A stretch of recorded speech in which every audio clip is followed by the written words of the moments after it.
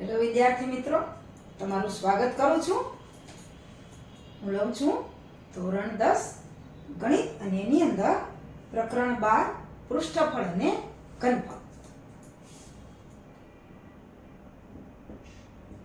પૃષ્ઠફળ અને ઘનફળ આપણે એના ઘણા બધા દાખલાઓ કરી ગયા છીએ.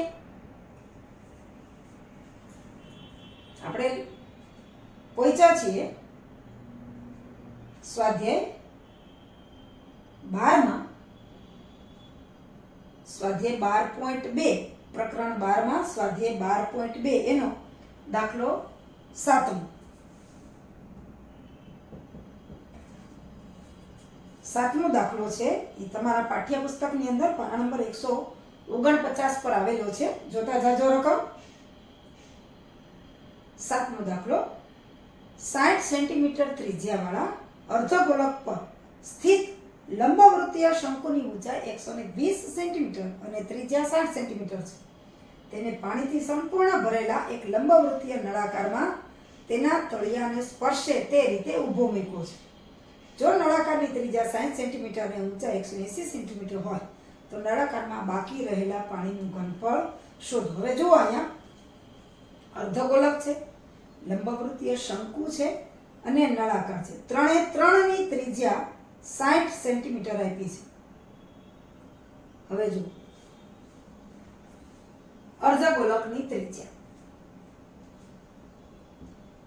અર્ધગોળકની ત્રિજ્યા r બરાબર 60 સેન્ટીમીટર. ત્યાર પછી લંબવૃત્તીય શંકુની ત્રિજ્યા પણ 60 સેન્ટીમીટર છે અને શંકુની ઊંચાઈ છે એ 120 સેન્ટીમીટર છે. શંકુની ઊંચાઈ સ્મોલ h આપણે કહીએ તો એ છે 120 સેન્ટીમીટર અને એની ત્રિજ્યા પણ 60 સેન્ટીમીટર છે. એટલે શંકુની ત્રિજ્યા r બરાબર 60 સેન્ટીમીટર. પહેલા તો આ બે આકાર છે, અર્ધગોળક અને શંકુ, એ બેનું સંયુક્ત થઈને જે આકાર બને છે એનું આપણે પહેલા ઘનફળ શોધવાનું છે. અર્ધગોળક અને શંકુથી બનતા સંયુક્ત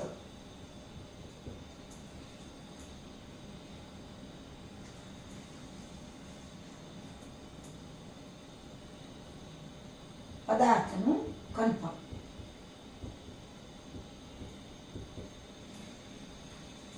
અર્ધગોળક અને શંકુ બેથી જે સંયુક્ત પદાર્થ બને છે એનું ઘનફળ, એટલે એમાં અર્ધગોળકનું ઘનફળ વત્તા શંકુનું ઘનફળ.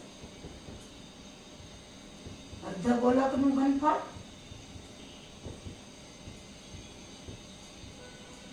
વત્તા શંકુનું ઘનફળ.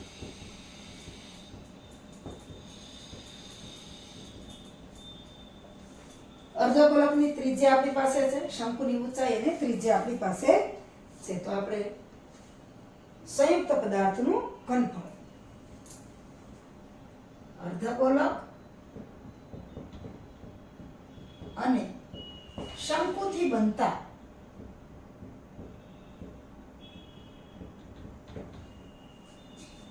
સંયુક્ત પદાર્થનું ઘનફળ.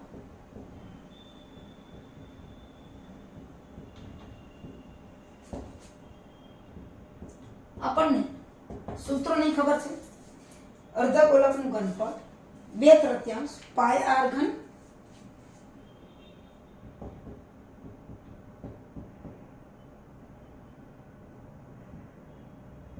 અને શંકુનું ઘનફળ 1/3 પાઈ r સ્ક્વેર h.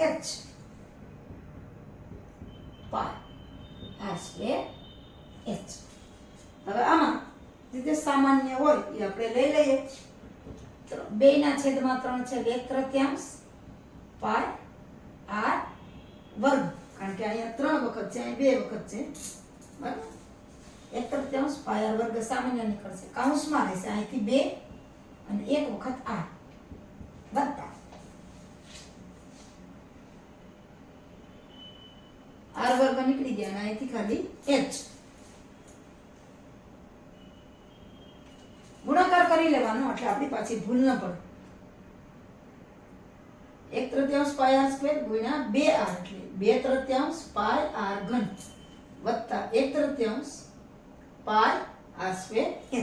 હવે આમાં આપણે કિંમતો મૂકીએ છીએ તો સંયુક્ત પદાર્થનું ઘનફળ બરાબર પાય આપણે એમને એમ રાખશું આપણે, કારણ કે આગળ પણ આપણે કરવાનું છે. 1/3 ગુણ્યા પાય r વર્ગ, r બેમાં છે 60 એટલે 60 નો વર્ગ કૌંસમાં 2 60 વત્તા ઊંચાઈ કેટલી છે 120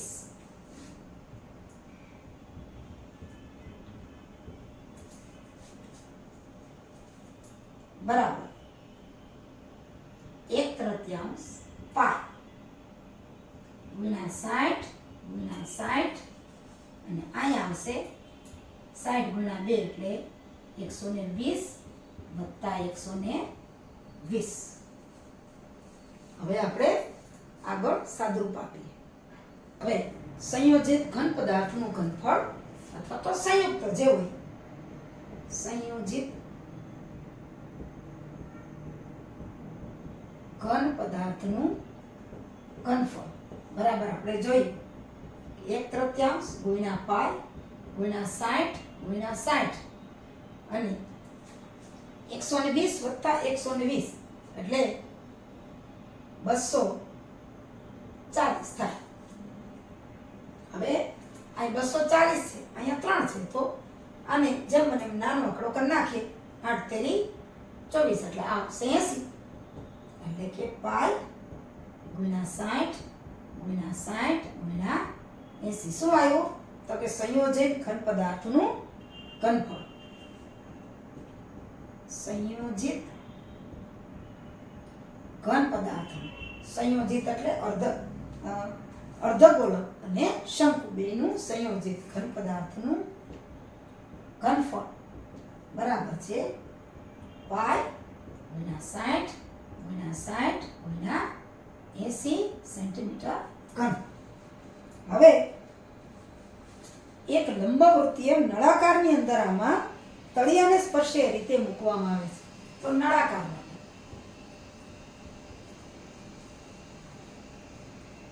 નળાકારની ત્રિજ્યા એ પણ 60 છે એટલે આપણે r લઈ r બરાબર અહીંયા કેપિટલ r આપણે લઈએ તો એ પણ 60 સેન્ટીમીટર છે. હવે નળાકારની ઊંચાઈ નળાકાર ઘન પદાર્થની ઊંચાઈ જો આપણે શંકુની ઊંચાઈને સ્મોલ h કીધો તો અહીંયા અલગ બતાવવા માટે નળાકારની ઊંચાઈ છે ને આપણે કેપિટલ H કહીએ જે 180 સેન્ટીમીટર છે. તો હવે લઈએ પહેલા નળાકારનું ઘનફળ. નળાકાર ઘન પદાર્થનું ઘનફળ આપણને ખબર છે પાય r સ્ક્વેર h. અહીંયા r કેપિટલ છે અને h છે પણ કેપિટલ છે આપણે લીધું છે પાય આ એ પણ 60 જ છે 60 નો વર્ગ અને ગુણ્યા h કેટલા છે 180 એટલે પાય ગુણ્યા 60 ગુણ્યા 60 ગુણ્યા 180 એટલે કે નળાકારનું ઘનફળ આપણને મળ્યું પાય ગુણ્યા 60 ગુણ્યા 60 ગુણ્યા 180. હવે આપણને એમ કીધું છે કે જે સંયોજિત ઘન પદાર્થ છે અર્ધગોલક અને લંબવૃત્તીય શંકુથી બનેલો એ પાણીથી ભરેલા સંપૂર્ણ નળાકારની અંદર જેનું ઘનફળ આ છે એની અંદર તળિયાને સ્પર્શે એમ ઊભો મૂક્યો છે. તો નળાકારમાં બાકી રહેલા પાણીનું ઘનફળ શોધો. તો એ ઘનફળ શોધવા માટે આપણે નળાકારનું જે ઘનફળ છે એમાંથી આ જે સંયોજિત ઘન પદાર્થનું ઘનફળ છે એ બાદ કરીએ તો બાકી રહેલા પદાર્થનું ઘનફળ આપણને મળી જશે. નળાકારમાં જ્યારે સંયોજિત પદાર્થને અંદર મૂકવામાં આવે પછી બાકી રહેલા પાણીનું ઘનફળ આપણે શોધવાનું છે. તો આપણે લખીએ કે સંયોજિત પદાર્થને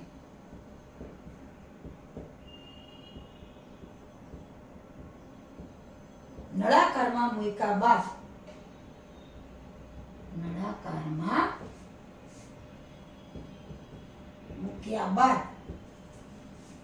નળાકારમાં બાકી રહેલા પાણીનું ઘનફળ. નળાકારમાં બાકી રહેલા પાણીનું ઘનફળ જુઓ શું થશે.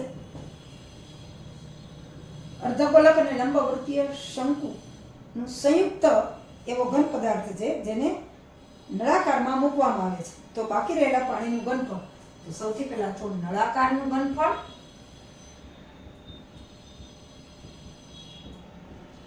અને એમાંથી આ જે સંયોજિત પદાર્થ છે એનું ઘનફળ આપણે બાદ કરવું જોઈએ.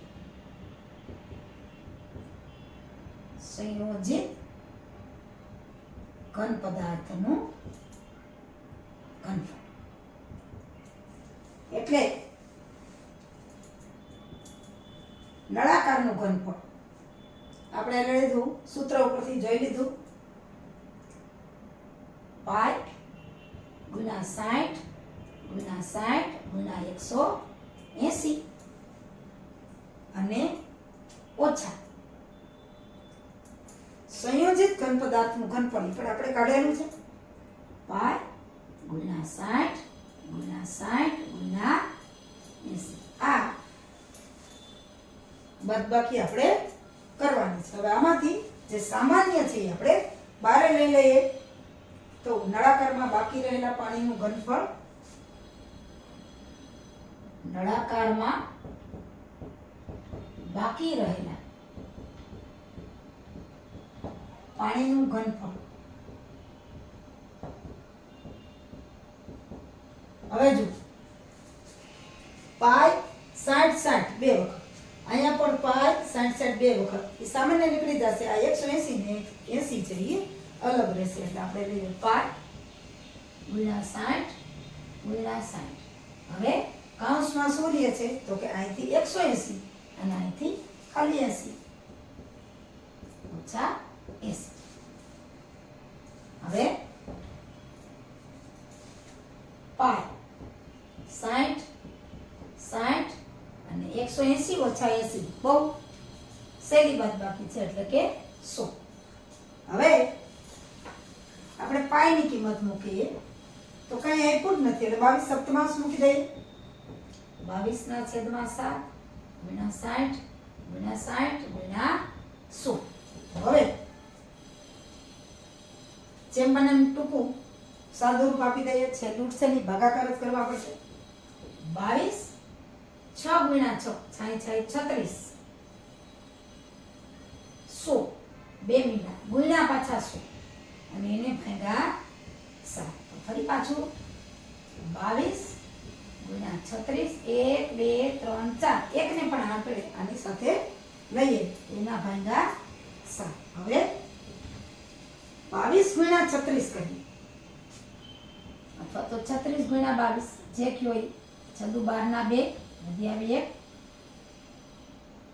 3 દુ 6 ને 1 7 પાછું 6 દુ 12 ના 2 વધી આવી 1 3 દુ 6 ને 1 2 9 અને 7 એટલે કે આ બે નો જ કર્યો આપણે ગુણાકાર 7 9 2 આ 1 2 3 4 0 તો છે જ 1 2 3 4 છેદમાં 7.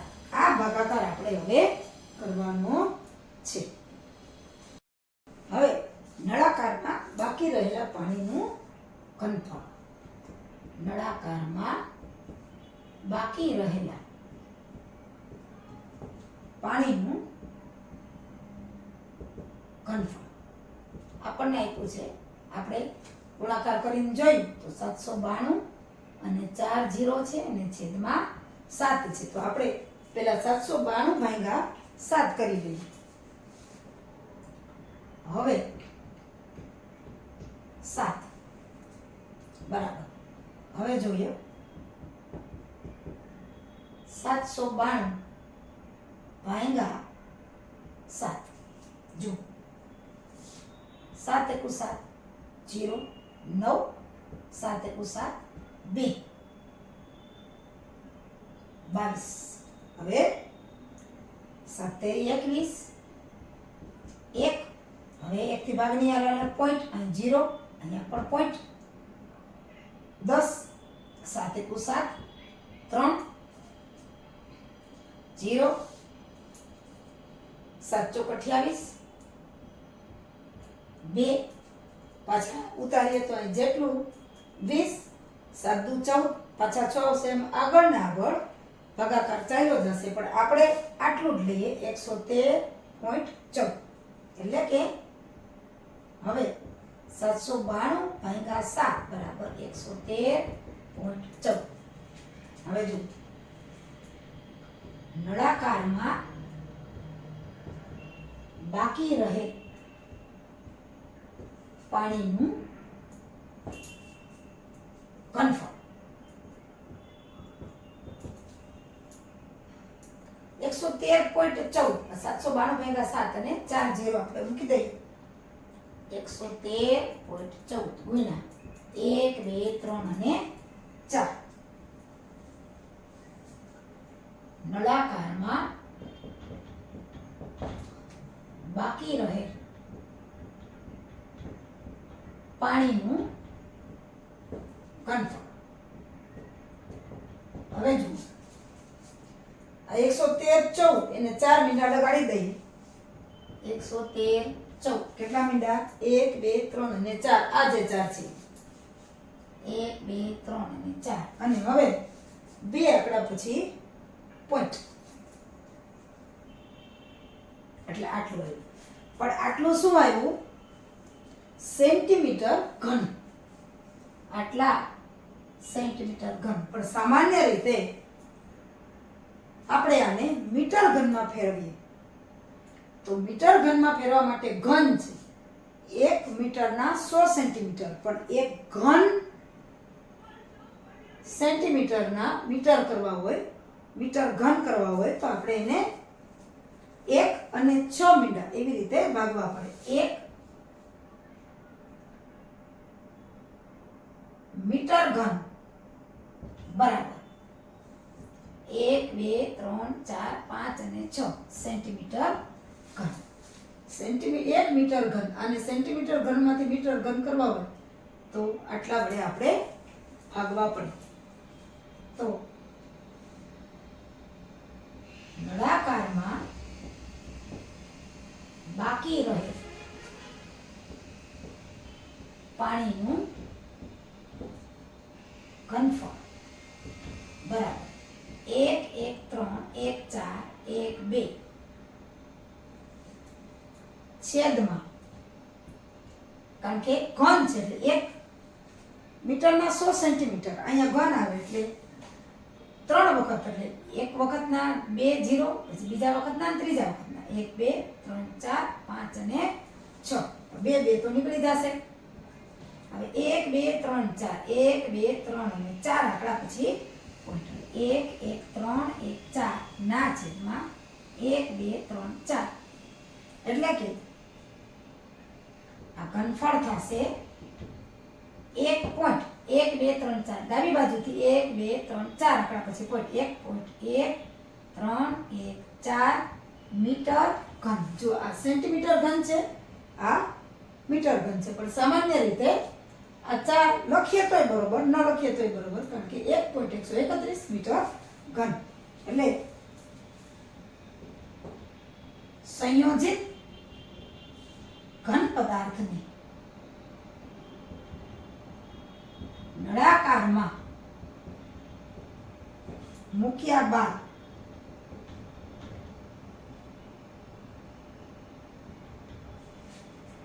નળાકારમાં